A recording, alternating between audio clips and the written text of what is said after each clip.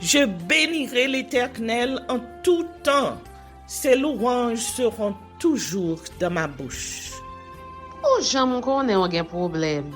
Et puis qu'elle est content comme ça. Ah, m'pas caché Dieu.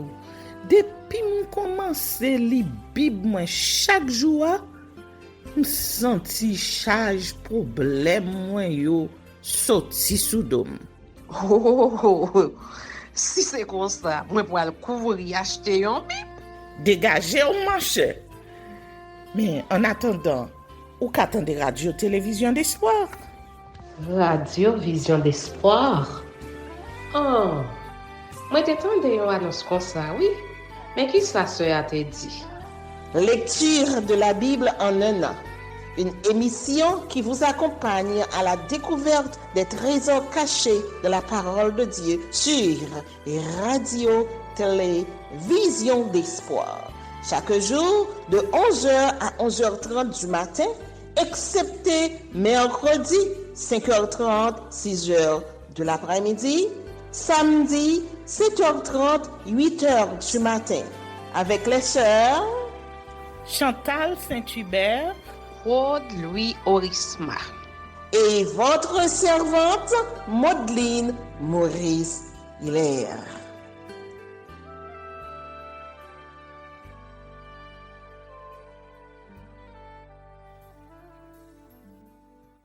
Saint-Esprit de Dieu, fais-nous la grâce de jouir de ta présence durant cette lecture qui enseigne, convainc, corrige, instruit et qui sauve. Au nom de Jésus. Amen. 1 Samuel, chapitre 30.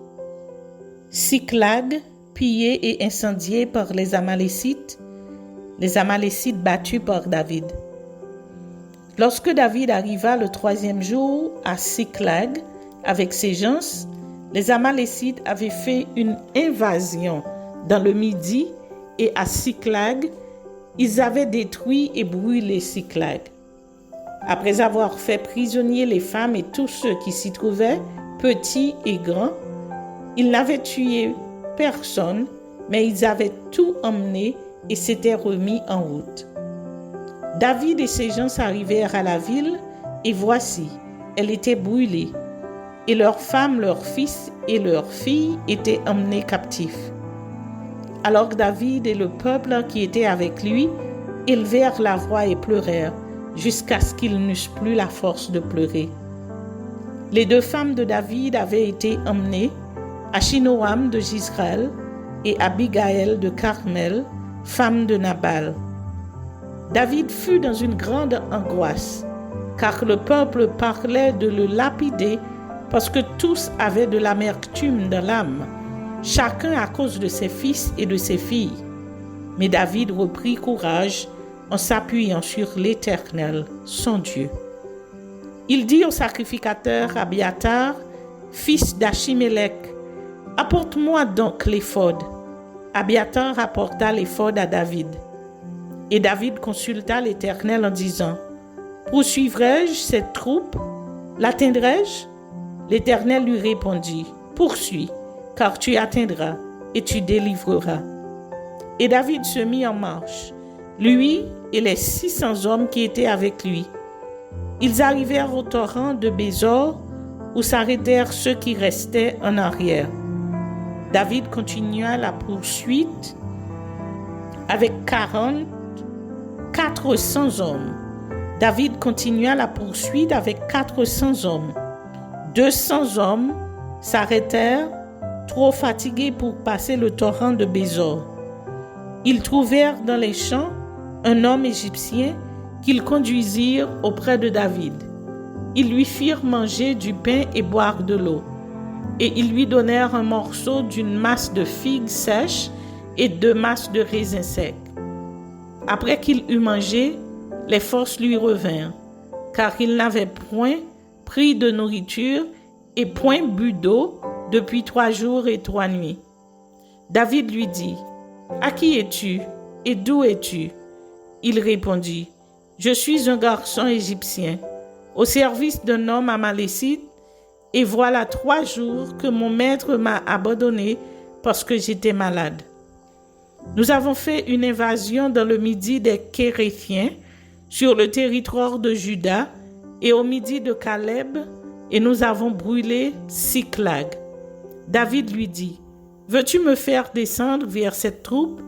Et il répondit, « Jure-moi par le nom de Dieu que tu ne me tueras pas et que tu ne me livreras pas à mon maître, et je te ferai descendre vers cette troupe. » Il lui servit ainsi de guide, et voici les Amalécites étaient répandus sur toute la contrée, mangeant, buvant et dansant à cause du grand butin qu'ils avaient enlevé du pays des Philistins et du pays de Juda. David les battit depuis l'aube du jour jusqu'au soir du lendemain, et aucun d'eux n'échappa, excepté 400 jeunes hommes qui montèrent sur des chameaux et s'enfuirent. David sauva tout ce que les Amalécites avaient pris, et il délivra aussi ces 2 femmes.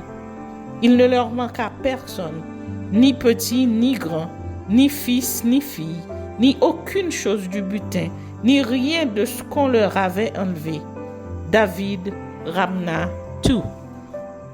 Et David prit tout le menu et le gros bétail, et ceux qui conduisaient ce troupeau et marchaient à sa tête disaient, « C'est ici le butin de David. » David arriva auprès des 200 hommes qui avaient été trop fatigués pour le suivre et qu'on avait laissés au torrent de Bésor. Ils s'avancèrent à la rencontre de David et du peuple qui était avec lui. David s'approcha d'eux et leur demanda comment ils se trouvaient. Tous les hommes méchants et vils parmi les gens qui étaient allés avec David prirent la parole et dirent, « Puisqu'ils ne sont pas venus avec nous, nous ne leur donnerons rien de ce butin que nous avons sauvé, sinon à chacun sa femme et ses enfants, qu'il les emmène et s'en aille. » Mais David dit, « N'agissez pas ainsi, mes frères, au sujet de ce que l'Éternel nous a donné, car il nous a gardés et il a livré entre nos mains la troupe qui était venue contre nous. Et qui vous écouterait dans cette affaire? La part doit être la même pour celui qui est descendu sur le champ de bataille et pour celui qui est resté près des bagages. Ensemble, ils partageront. » Il en fut ainsi, dès ce jour et dans la suite, et l'on a fait de cela jusqu'à ce jour une loi et une coutume en Israël. De retour à Tsiklag, David envoya une partie du butin aux anciens de Juda, à ses amis, en leur adressant ces paroles. « Voici pour vous un présent sur le butin des ennemis de l'Éternel. » Il fit ainsi des envois à ceux de Béthel, à ceux de Ramoth du Midi, à ceux de Jatir, à ceux d'Aroer, à ceux de Simmoth, à ceux d'Eshtemoa, à ceux de Rakal, à ceux des villes des Gérak Maélites, à ceux des villes des Kéniens, à ceux de Horma, à ceux de Kor Hacham, à ceux d'Atak, à ceux d'Hébron, et dans tous les lieux que David et ses gens avaient parcourus.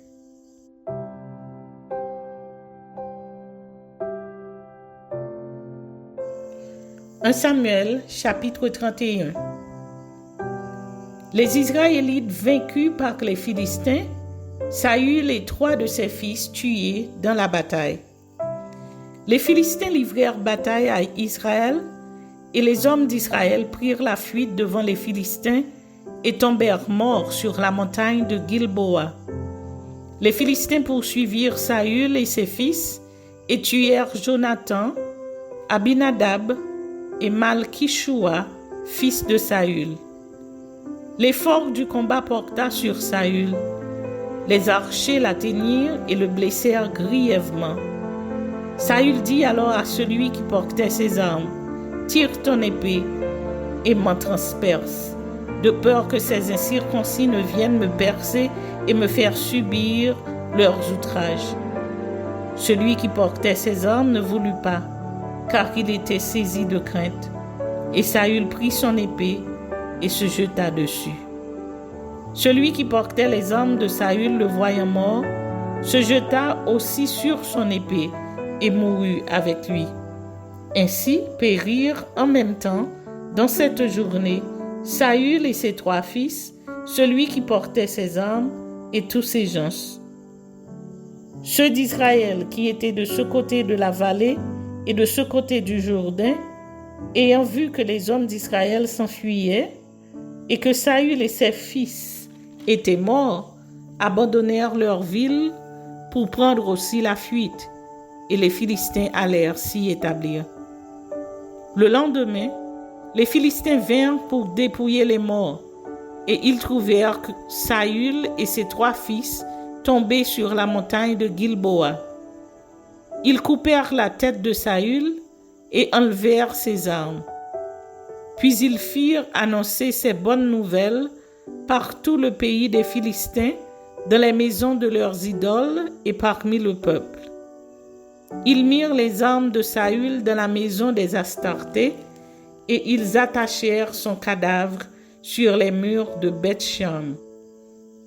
Lorsque les habitants de Jabès en Galaad apprirent comment les Philistins avaient traité Saül, tous les vaillants hommes se levèrent et après avoir marché toute la nuit, ils arrachèrent des murs de Beth-Shan le cadavre de Saül et ceux de ses fils, puis ils revinrent à Jabès, où ils les brûlèrent. Ils prirent leurs os et les enterrèrent sous le tabac Marie à Jabès, et ils jeûnèrent 7 jours.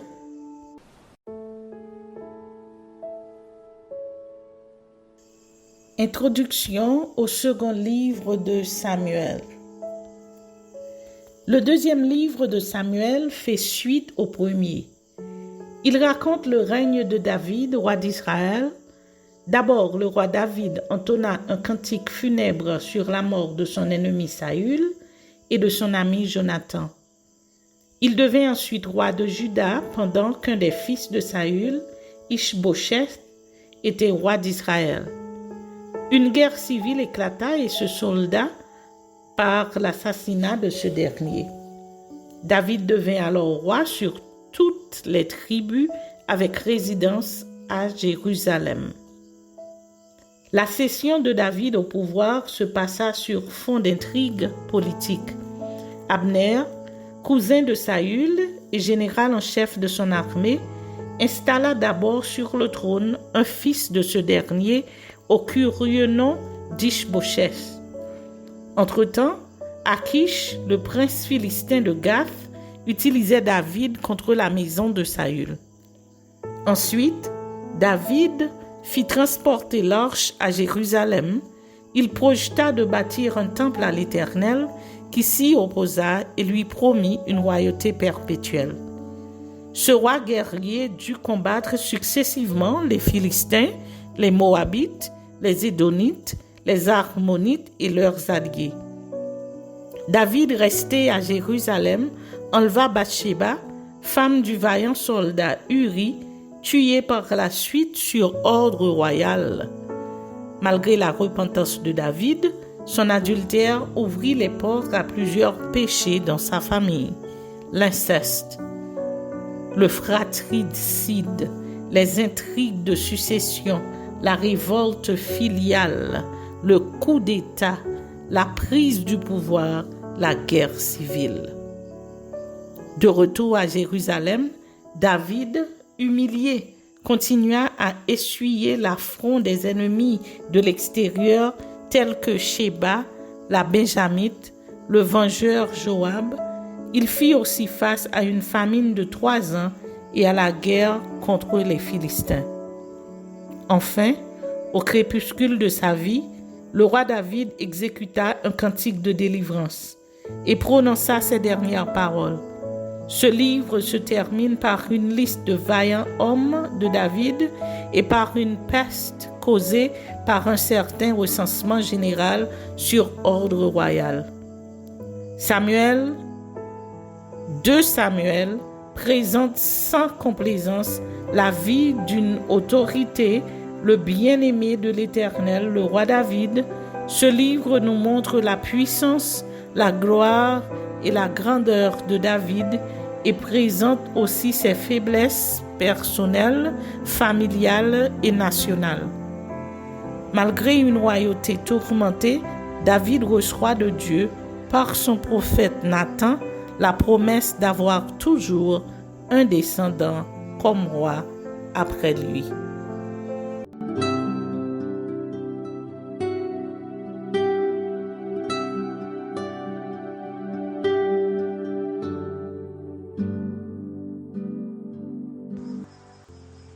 Première épître de Paul à Timothée. Introduction à la première épître à Timothée. Dans l'introduction générale au Nouveau Testament, 13 des 21 épîtres ont été attribuées à l'apôtre Paul. Parmi elles, 4 sont adressées à des individus, 1 et 2 Timothée, Tite et Philémon. En dehors de l'épître à Philémon qui traite d'une question particulière, voire l'introduction à cette épître, les 2 épîtres à Timothée et celle à Tite offrent un caractère commun. Elles sont qualifiées de pastorales. Cette dénomination, devenue traditionnelle depuis le XVIIIe siècle, en souligne la caractéristique d'écrits qui contiennent des directives relatives au ministère du pasteur. Voici la structure de 1 Timothée. Adresse et salutations, mise en garde contre les fausses doctrines, instructions concernant la prière et les devoirs des femmes, les devoirs des évêques et des diacres, les devoirs envers les fidèles, veuves, anciens, serviteurs, recommandations conclusives. L'auteur, l'apôtre Paul, instruit Timothée qu'il considère comme son fils dans la foi, sur la direction à encourager dans les communautés chrétiennes dont il a la charge pastorale. Une parenté littéraire et théologique indéniable entre les 3 épîtres y fait ressortir le souci de l'auteur d'emmener ses ex-disciples, futurs pasteurs et chefs d'église, à assumer leur charge de la pureté doctrinale et la droiture morale en se présentant comme modèle de chrétiens dans leurs communautés respectives. Paul s'y érige aussi contre les fausses doctrines et les faux docteurs gnostiques.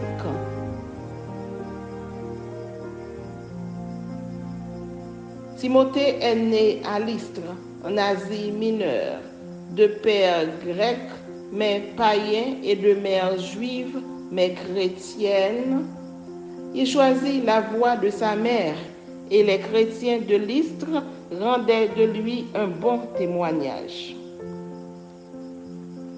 Paul se prit donc rapidement d'affection pour lui et le circoncit à cause des Juifs. Il en fit d'abord un disciple, puis un collaborateur, voire son représentant dans diverses missions. La particularité de 1 Timothée réside dans sa longueur.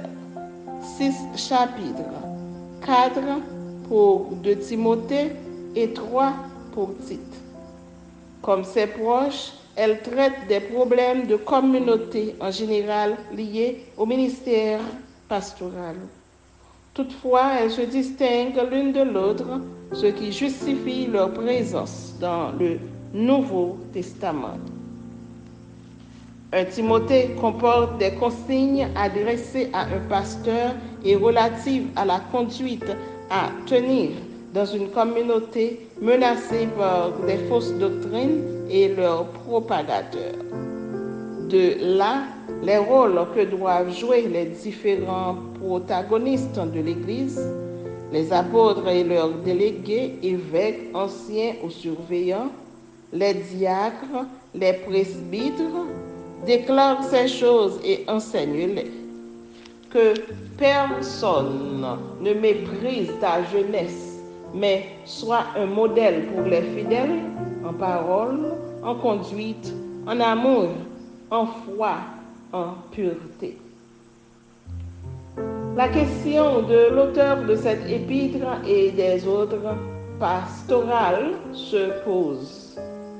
Est-ce l'apôtre Paul, comme l'indiquent les titres? Il est difficile de répondre positivement à cette question en regard des autres épîtres, telles celles aux Romains, aux Corinthiens, aux Galates, dont l'authenticité paulinienne est incontestée. Le ton, le style littéraire, le vocabulaire et le souci de l'accent y font apparaître un prédicateur bondissant et retentissant, doué dans les démonstrations poignantes et courageuses, capable de tenir tête même aux plus puissants des apôtres sortis de l'entourage immédiat de Jésus vivant. Dans 1 Timothée et les autres épîtres pastorales, par contre, on découvre un auteur qui se montre soucieux d'ordre et de respect, un auteur qui s'exprime par des formules stéréotypées et liturgiques qui trahissent l'image d'un ressortissant d'une église établie sur des bases institutionnelles. Dès lors, il paraît probable que l'auteur des pastorales soit un disciple de Paul qui, plus tard, a voulu préserver et honorer sa mémoire en actualisant son œuvre sous la forme d'un écrit pastoral au sein des communautés établies.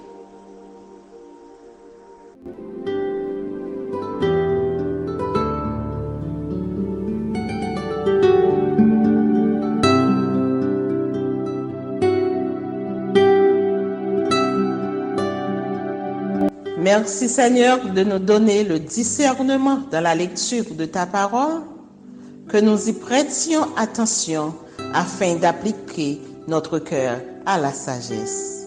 Amen. Que celui qui a des oreilles pour entendre, entende, et que celui qui lit fasse attention.